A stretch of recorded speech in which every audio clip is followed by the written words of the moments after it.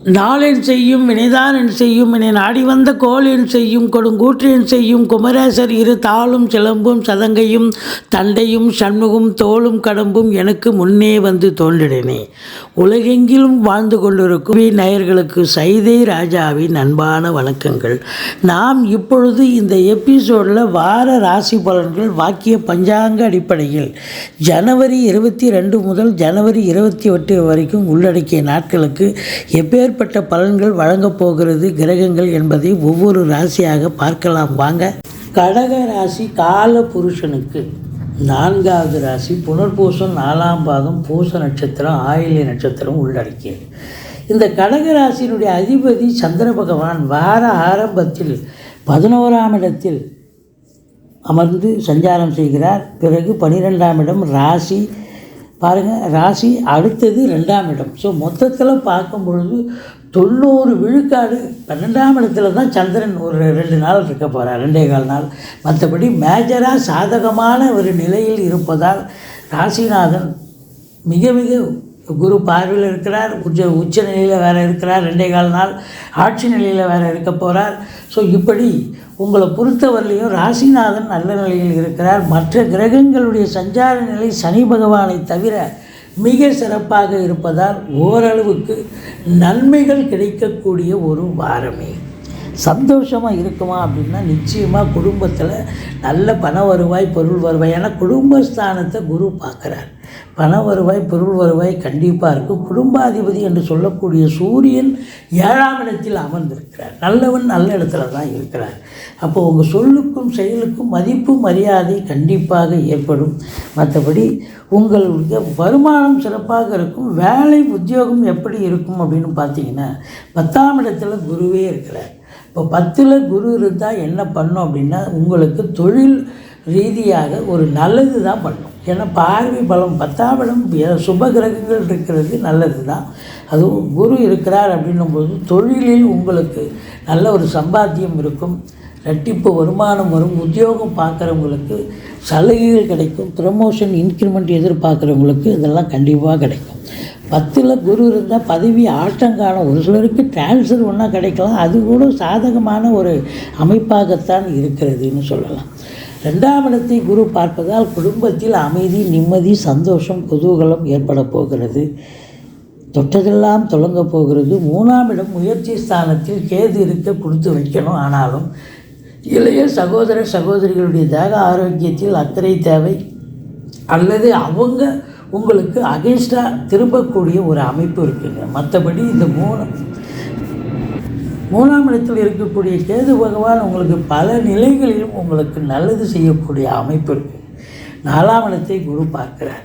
வீடு வாங்க, மனை வாங்க, தோட்டம் வாங்க, பிளாட்டு வாங்க, பிளாட்டு கட்ட, வீடு கட்ட உங்கள் அபிலாஷை என்னவோ அது கண்டிப்பாக செயல்படுத்துவீங்க, சாதகமாக்கிக் கொள்வீர்கள். ஒரு சிலர் இடம், அதாவது பழைய வண்டி விற்றுட்டு புது வண்டி வாங்கக்கூடிய ஒரு அமைப்பு கூட ஒரு சிலருக்கு அமையலாம். 4ஆம் இடம் குரு பார்வையில் இருக்கிறது என்று சொன்னால் பிள்ளைகளுடைய கல்வி சிறப்பாக இருக்கும். தாய் வழி சொந்தங்களால் அனுகூலம் கிடைக்கக்கூடிய ஒரு அமைப்பு. சுகஸ்தானம், உங்கள் சுகஸ்தானம் திருப்திகரமாக இருக்குது. ஆரோக்கிய ஸ்தானத்தையும் குரு பார்க்குறார். ஆரோக்கியமாகவும் சிறப்பாக இருக்க போகிறீங்க அப்படின்னு சொல்லுவோம். ஆனாலும் கூட உங்களுக்கு 5ஆம் இடத்தை சனி பார்ப்பதால் பிள்ளைகளுக்கு அவங்க படிக்கிற இடத்துலையோ இல்லை வேலை பார்க்குற இடத்துலையோ ஏதாவது இடர்பாடுகள் வரலாம். பிள்ளைகளுக்கும் உங்களுக்கும் கருத்து வேறுபாடு வரலாம். மற்றபடி எச்சரிக்கையாக நடந்து கொள்ளுங்கள். 6ஆம் இடம் குரு பார்வையில் இருப்பது மாபெரும் சிறப்பு. எதிரிகள் ஓடி ஒளிவார்கள். கடன் சுமை படிப்படியாக குறையும். கோர்ட்டில் கேஸ் எதாக இருந்தால் உங்களுக்கு சாதகமாக தீர்ப்பு வரும். சொந்த தொழில் செய்யக்கூடியவர்களுக்கு நம்பிக்கைக்கு பாத்திரமான பணியாளர்கள் கிடைப்பார்கள் அப்படின்னு சொல்லலாம். மொத்தத்தில் 6ஆம் இடம் மிக மிக சிறப்பாக இருப்பதால் உங்களை பொறுத்தவரையிலும் இந்த வாரம் ஜெயிக்கக்கூடிய ஒரு வாரம். எங்கே ஒரு இன்டர்வியூ அட்டன் பண்ணுறீங்க, இல்லை ஸ்போர்ட்ஸுக்கு இப்போ கலந்துக்க போகிறீங்க, விளையாட்டு இது போன்ற இதில் கலந்துக்கிட்டாலும் உங்களுக்கு எந்த ஒரு பந்தயமாக இருந்தாலும் அதில் நீங்கள் சாதிப்பீர்கள், ஜெயிப்பீர்கள்னு சொல்லலாம். மற்றபடி உங்களுக்கு 8ல் சனி இருக்கிறது, ஒரு அஷ்டமத்து சனியினுடைய நிலை இருக்கிறது. அதை கண்டு பயப்படாதீர்கள். சனி பகவானுக்கு தனி சன்னதி இருக்கும் கோயிலாக தேர்ந்தெடுத்து எள்ளெண்ணெய் தீபம் இட்டு வாருங்கள். சங்கடம் தீர்க்கும் சனி பகவானே மங்களம் பொங்க மனம் வைத்தருள்வார். சச்சரவின்றி சனீஸ்வர தேவை இச்சகம் வாழ்க இன்னருள் சாஸ்தா. இந்த 7.5 சனி, அர்த்தாஷ்டம சனி, அஷ்டம சனி நடக்கும் போதெல்லாம் மனசாட்சியோடு இருந்து எதையும் நம்ம வேலையை நம்ம பார்த்துட்டு வந்தால் சனி பகவான் எந்த ஒரு கெடுதலையும் தரமாட்டார் அப்படிங்கிற ஒரு கணக்கு இருக்குங்க. மற்றபடி சரண்டர் தத்துவம் நம்ம சனி பகவானை வழிபாடு பண்ண ஓரளவுக்கு தலை வருது தலைப்பாயோட போகக்கூடிய ஒரு நிலை இருக்கிறது. இந்த ராசியில் பிறந்தவர்களுக்கு 9ஆம் இடத்தில் ராகு இருப்பதால் உங்கள் ஜனனகால தசாபுத்தி அடிப்படை பார்க்கும் பொழுது இப்போது நீங்கள் வெளிநாடு போகணும்னு ஒரு அமைப்பு இருந்தால் இந்த காலகட்டத்தை பயன்படுத்தி கொள்ளுங்கள். வெளிநாட்டு பயணம் உங்களுக்கு சாதகமாக அமையும். ஒன்று உயர்கல்விக்காக போகிறீங்களா, இல்லை உத்தியோகத்துக்காக போகிறீங்களா, இல்லை சொந்த தொழில் செய்யணும்னு போகிறீங்களா, எதற்கு சென்றாலும் உங்கள் அபிலாஷை நிறைவேறக்கூடிய ஒரு அமைப்பு இருக்குது. மற்றபடி 10ல் குரு இருக்கிறார். தொழில் ரீதியாக கேட்குற இடத்துல உங்களுக்கு கடன் கிடைக்கும். தொழிலில் வாங்கி போடுங்க, தொழில் அபிவிருத்தி ஆகும். உத்தியோகம் பார்க்குறவங்களுக்கு கூடுதல் பொறுப்புகள் ஒரு சிலருக்கு கிடைக்கலாம், இல்லை ஒரு சிலருக்கு டிரான்ஸ்ஃபர் போஸ்டிங் கிடைக்கும். இருந்த போதிலும் உங்களுக்கு சாதகமான ஒரு அமைப்பு தான் என்று சொல்லக்கூடிய ஒரு நிலை.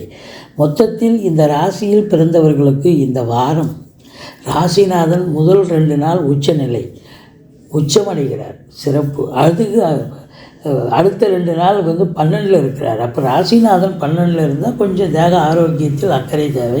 அப்புறம் ஆட்சி பெறுகிறார். அப்புறம் 2ஆம் இடத்துக்கு சென்று குரு பார்வையில் இருக்கிறார். நல்ல நிலையில் இருப்பதால் இந்த கடகராசி அன்பர்களுக்கு இந்த வாரம் ஒரு யோகமான ஒரு வாரம். நினைக்கிறத சாதிக்க போகிறீங்க. சந்தோஷமான ஒரு வாரம் என்று சொன்னால் மிகையாகாது. நீங்கள் வணங்க வேண்டிய தெய்வம் துர்க்கையை வழிபாடு செய்யுங்கள்.